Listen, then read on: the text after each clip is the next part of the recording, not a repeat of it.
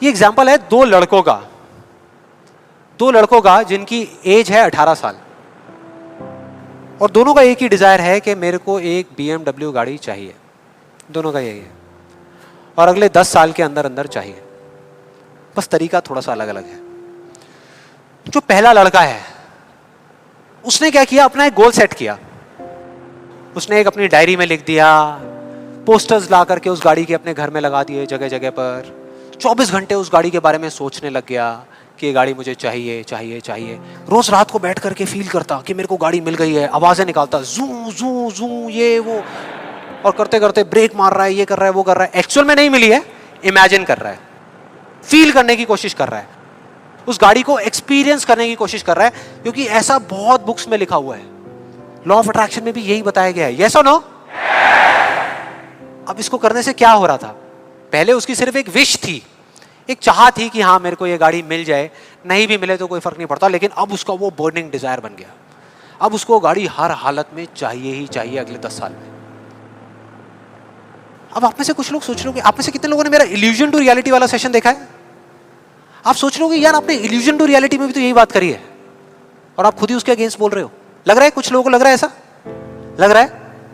देखो मैंने क्या कहा था आपको अभी थोड़ी देर पहले, कि विश्वास और अंधविश्वास में सिर्फ एक पतली सी लाइन का फर्क होता है, इधर कुछ और इधर कुछ और। अगर आप ध्यान से मेरी जितनी भी वीडियोस देखोगे, आज तक मैंने जो कुछ भी कहा उसको देखोगे, तो मैंने किस चीज के बारे में बात करी है? किसी चीज को हासिल करने के बारे में, गाड़ियों के बारे में, पैसे के बारे में, बंगले के बारे में, या किसी काम पे फोकस करने के बारे में? काम पे फोकस करने के बारे में, चीज के बारे में नहीं। मतलब इस टेक्निक में कोई कमी नहीं है। इस टेक्निक को यूज जो लोग कर रहे हैं 90% वो गलत तरीके से कर रहे हैं, जिस वजह से प्रॉब्लम्स क्रिएट हो रही है। अब दूसरे लड़के की बात करते हैं, उसमें और इसमें क्या फर्क था। दूसरा जो लड़का था उसका भी डिजायर था कि मुझे ये गाड़ी चाहिए। बस एक छोटा सा फर्क था, उसने एक सवाल पूछ लिया अपने आप से। उसने एक सवाल पूछ लिया अपने आप से कि मुझे ये गाड़ी क्यों चाहिए, क्यों चाहिए। अब ये काम ना बड़ा बोरिंग लगता है सुनने में कि यार क्यों चाहिए, ये सोचने की क्या जरूरत है, सीधा गाड़ी लो ना, शॉर्टकट फटाफट। लेकिन नहीं, उसने ऐसा नहीं किया, उसने गलती नहीं करी, उसने पूछ लिया। और जब हम सवाल पूछते हैं तो क्या होता है? जवाब मिलता है, जवाब मिलता है। और उसको मिल गया। जवाब ये था कि मैं ये गाड़ी इसलिए चाहता हूं क्योंकि मैं अपने फ्रेंड्स को, अपने रिलेटिव्स को, इस पूरी दुनिया को ये प्रूव करना चाहता हूं कि मैं भी सक्सेसफुल हो सकता हूं।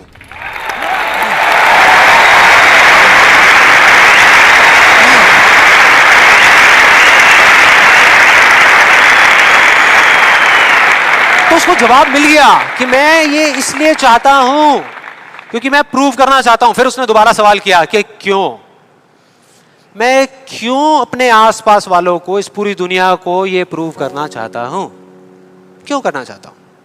और फिर उसको एक जवाब मिला, क्योंकि मेरे आसपास में जितने भी लोग हैं वो सब यही कर रहे हैं।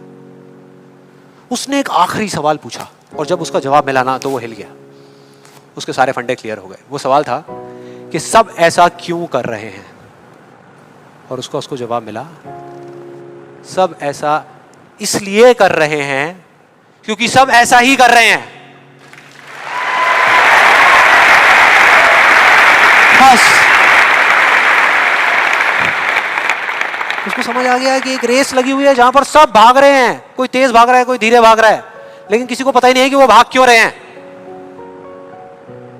और जैसे ही उसको ये समझ आया, उसको ये जवाब मिला, तो उसको ये तो नहीं पता था कि मैं अब क्या करने वाला हूं, लेकिन उसको ये समझ आ गया कि मुझे क्या नहीं करना। उसने डिसाइड कर लिया उसी टाइम, उसी मोमेंट में ये डिसाइड कर लिया कि मुझे नहीं बनना इस रैट रेस का हिस्सा, मुझे नहीं प्रूव करना किसी को कुछ भी, मुझे नहीं चाहिए कोई गाड़ी वाड़ी। अब मैं वो करूंगा जो मेरा दिल कहता है, जो मेरे अंदर की आवाज है। बाढ़ में गई दुनिया। और जैसे ही उसको ये अंदर से उसकी आवाज आई कि मुझे ये चीज करनी है, तो वो जवाब उसके अंदर से ही निकल करके आ गया। और उसको जवाब मिला कि 3 साल पहले वो सबसे ज्यादा क्लोज इस पूरी दुनिया में अपने फादर के था, अपने पापा के। और दोनों का रिलेशन एक बाप बेटे का कम और एक दोस्त का ज्यादा था। उसके पापा की एक छोटी सी हैंडीक्राफ्ट की दुकान थी दिल्ली में, और वो क्या करते थे, छोटे छोटे गांव में जाते और जा करके वहां के कारीगरों से कुछ सामान लेकर के आते और अपनी दुकान में बेचते। ये उनका काम था। एक बार वो एक गांव में जा रहे थे तो उनका बेटा भी उनके साथ चला गया। ये लड़का उनके साथ चला गया क्योंकि उसकी छुट्टियां चल रही थी, और दोनों उस गांव में एक ढाबे पे बैठ करके, शाम का टाइम था, खाना खा रहे थे। खाते खाते एकदम से उसके फादर के यहाँ पे दर्द उठा, लेफ्ट साइड में दर्द होना शुरू हो गया, और उस लड़के ने एक सेकंड भी नहीं लगाया, फटाफट से अपने फादर को लेकर के एक पास के हॉस्पिटल में चला गया। वहां जाकर के जो डॉक्टर्स थे उस गांव के हॉस्पिटल के, उन्होंने कहा कि आप इनको जल्दी से जल्दी किसी बड़े हॉस्पिटल में ले जाओ, टाइम नहीं है। लेकिन वो बड़ा हॉस्पिटल उस गांव से 3 घंटे की दूरी पे था, और जब वो वहां पहुंचा और उसके फादर को इमरजेंसी वार्ड में लेकर के गए, तब तक सब ठीक था। लेकिन उसके 10 मिनट बाद डॉक्टर्स आए और आकर के उन्होंने बोला, वी आर सॉरी, अगर आप 15 मिनट पहले आ जाते तो हम कुछ कर सकते थे। 15 मिनट पहले। अब जैसे ही इस लड़के के साथ ये हुआ था तो बिल्कुल सुन्न हो गया था, मुंह से एक वर्ड बाहर नहीं आ रहा था, उसको समझ ही नहीं आ रहा था कि मैं क्या बोलूं, क्या सोचूं। उसने ऐसा कुछ सोचा ही नहीं था, एकदम से हो गया, एकदम से हो गया। और उसके काफी देर बाद जाकर के, उसके 5-10 मिनट बाद जाकर के उसके अंदर से एक चीख निकली थी, एक अजीब सी बात निकली थी जो उसको उस टाइम पे नहीं समझ आई थी कि ये बड़े डॉक्टर्स बड़े शहरों के बड़े हॉस्पिटल्स में ही क्यों होते हैं, छोटे छोटे गांव में क्यों नहीं होते।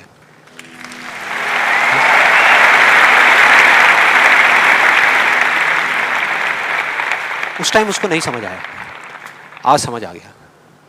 उसको समझ आ गया कि मेरे साथ ऐसा क्यों हुआ था, जिससे कि मैं एक डॉक्टर बनूं और जा करके छोटे छोटे हॉस्पिटल्स में काम करूं, ना कि एक गाड़ी खरीदूं।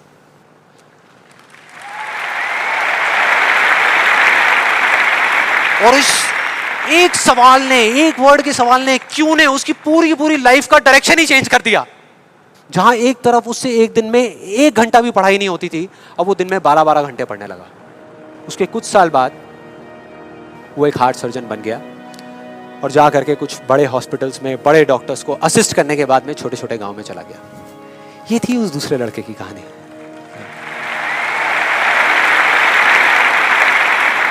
10 साल हो गए हैं, तब दोनों 18 साल के थे, आज दोनों 28 साल के हो चुके हैं।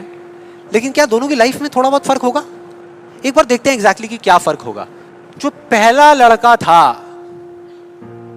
उसने इस लॉ को पूरे विश्वास के साथ प्रैक्टिस किया, लॉ ऑफ अट्रैक्शन को पूरे विश्वास के साथ कि ये काम करता है, करेगा करेगा, इतने लोग बोल रहे हैं, गलत थोड़ी होंगे, पूरी दुनिया बोल रही है कि ये काम करता है।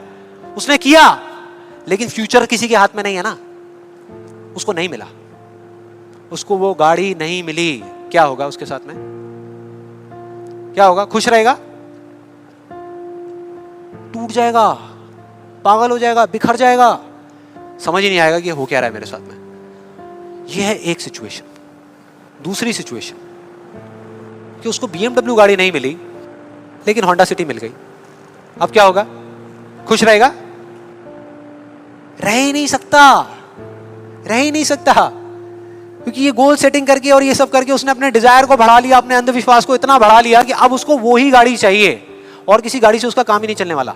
जबकि अगर दूसरे एंगल से देखा जाए तो एक 28 साल के लड़के के लिए जो मिडिल क्लास बैकग्राउंड से बिलोंग करता है, अपने पैसों की एक होंडा सिटी गाड़ी खरीदना भी बहुत बड़ी बात होती है, राइट? बहुत बड़ी बात होती है। अब तीसरी सिचुएशन ये बहुत इंटरेस्टिंग है। मान लो 10 साल में एक चमत्कार हुआ, उसने कई तरह के काम करे और उसको BMW गाड़ी मिल गई। अब क्या होगा? खुश रहेगा?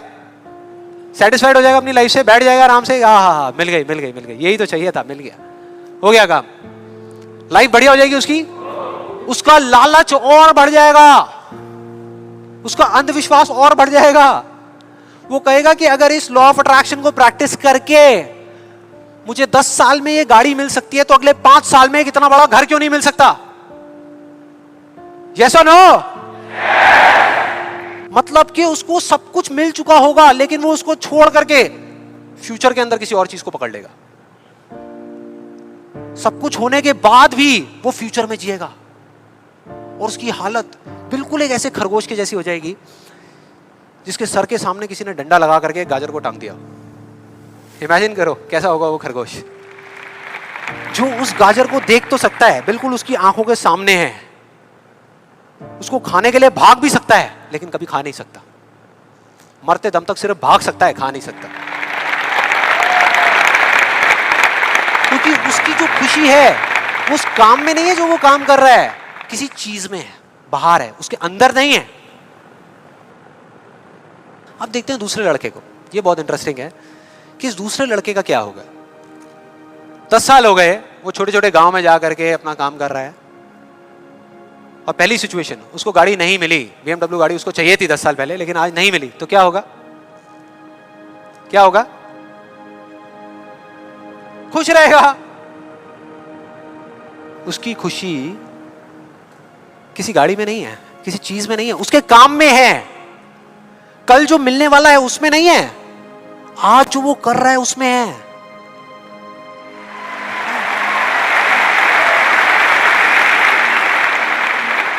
दूसरी सिचुएशन, उसको BMW नहीं मिली, होंडा सिटी मिल गई, तो क्या होगा? तो भी खुश रहेगा, बहुत खुश रहेगा, एब्सोल्युटली। उसने मांगी नहीं थी, फिर उसको मिल गई, बहुत खुश रहेगा।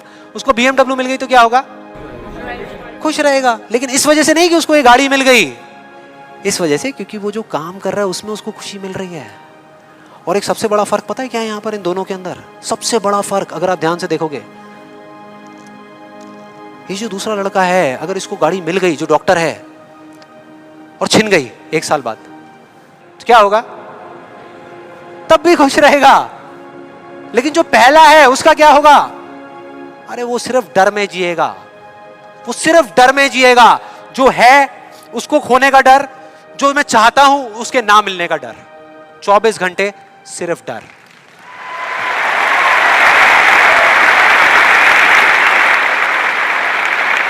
डर ही डर, सब कुछ होगा उसके पास में, लेकिन फिर भी अंदर से डरा हुआ होगा, यार कोई मेरी गाड़ी ले ना ले, अरे कोई इस पे स्क्रैच ना मार दे।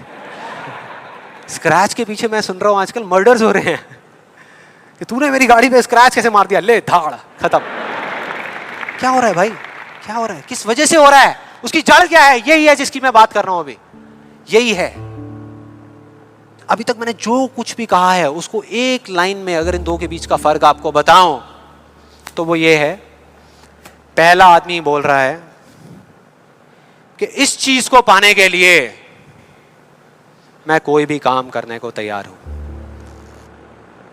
और दूसरा बोल रहा है इस काम को करने के लिए, ये जो मैं अभी कर रहा हूं, मैं अपनी कोई भी चीज गंवाने को तैयार हूं।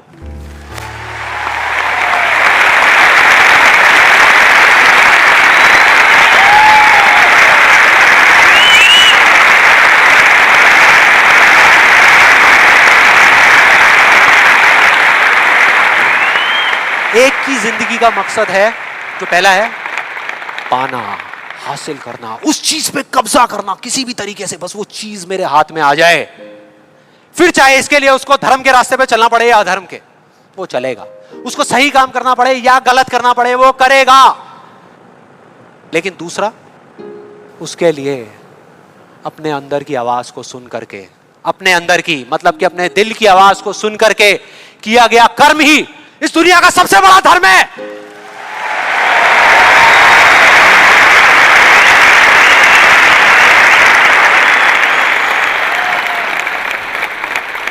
बस यही एक मकसद है उसकी जिंदगी का, अंदर की आवाज को सुनते जाओ, चलते जाओ, सुनते जाओ, चलते जाओ, जो होगा देखा जाएगा।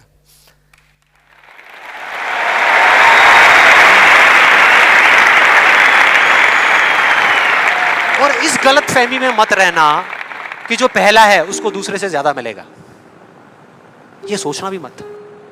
जो पहला है ना, उसको चाहे कितना भी मिल जाए, कितनी भी चीजें मिल जाए, कितना भी कुछ हो उसके पास में, लेकिन उसमें और एक भिखारी में कोई फर्क नहीं है, कोई फर्क नहीं है। दोनों का सिर्फ एक काम है, मांगना, मांगना। तो अगर उसको मिला भी, पहले वाले को अगर मिला भी, तो बस इतना ही मिलेगा जितना वो मांग सकता है या जहां तक वो सोच सकता है, उससे ज्यादा नहीं मिल सकता। लेकिन जो दूसरा है, उसको जिस दिन मिलना शुरू होगा ना, बिना कुछ मांगे, बिना मांगे, वो इतना होगा जितना वो खुद तो क्या इस पूरी दुनिया में कोई सपने में भी नहीं सोच सकता, सपने में भी नहीं सोच सकता।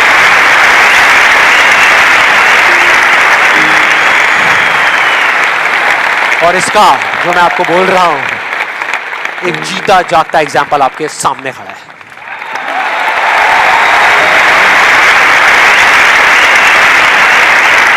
और जिस दिन आपने भी मेरी तरह इस रास्ते पे चलना शुरू कर दिया, तो वो दिन दूर नहीं है जब आपके पास सब कुछ होगा, आपके आसपास में जो आपको चाहिए उससे बहुत ज्यादा होगा, सब कुछ होगा, लेकिन फिर भी अपना कुछ भी खोने का डर नहीं होगा। चला जाए, ये जाए, वो जाए, कुछ भी जाए, कोई डर नहीं है। और ये डर नाम की दीमक है ना, जो लोगों की आंखों में दिखती है, जो अंदर ही अंदर लोगों को खोखला कर रही है, वो आपके अंदर जाना तो दूर, आपको छू भी नहीं पाएगी। You'll be fearless! ना जीने का लालच, ना मरने का डर।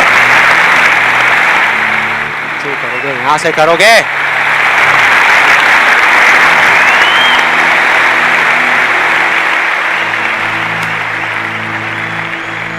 और फिर चाहे आपके रास्ते में एक मुश्किल आए या 1000 आए, कोई फर्क नहीं पड़ता। चाहे एक आदमी आकर के आपको रोकने की कोशिश करे या 1 लाख लोग आकर के आपके सामने खड़े हो जाएं, अरे आपको रोकना तो दूर, किसी में इतना दम भी नहीं होगा कि वो आपको हिला भी सके।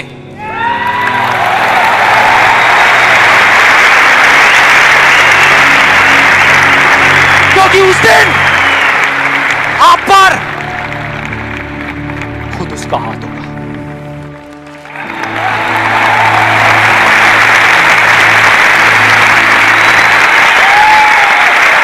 और फिर अगर आप चाहोगे भी तो भी अपने आप को आगे बढ़ने से नहीं रोक पाओगे। You'll be unstoppable! You will be unstoppable!